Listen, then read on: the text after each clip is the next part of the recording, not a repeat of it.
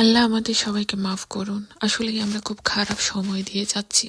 প্রতিদিন আমাদের বাংলাদেশে এক একটা ঘটনা ঘটতেছে যা দেখলে খুবই কষ্ট লাগে। আসলে আমি দেখতে চাই না, এগুলো আমি নিতেও পারি না, কিন্তু তারপরে সামনে চলে আসে, কিছু করার থাকে না। তো এই রিজিকের ব্যাপারটা আমার খুবই কষ্ট লাগতেছে। তার মায়ের সাথে কয়েকটা খুনসুটি করা ভিডিও দেখলাম, ওইগুলো দেখে আমার বেশি কষ্ট লাগতেছে যে এই মায়ের ভালোবাসাটা কোনোভাবেই পূর্ণ করা সম্ভব না।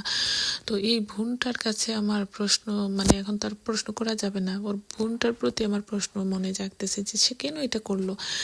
এইরকম একটা বাচ্চা থাকলে ওর দিকে, ওর মুখের দিকে তাকিয়েই তো সব কষ্ট ভুলে থাকা যায়।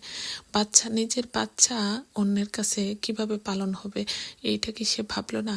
এই স্বামী, হ্যাঁ, তাকে ভালোবাসো, তাকে দেখিয়ে দিতা বোন যে তুমি ছাড়া আমি কি পারি বাচ্চাকে মানুষ করতে আর আমার জীবনটাকে চালিয়ে নিতে।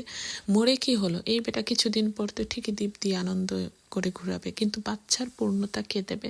আহারে পুরুষ মানুষ, আবারও দেখাইলা গড়ে বিরিয়ানি রাইখা বাহিরে যাইয়া তোমরা পান্তা খাও। সবাই না, যারা এইরকম খারাপ পুরুষ মানুষ, শুধু তাদের কথাই বললাম।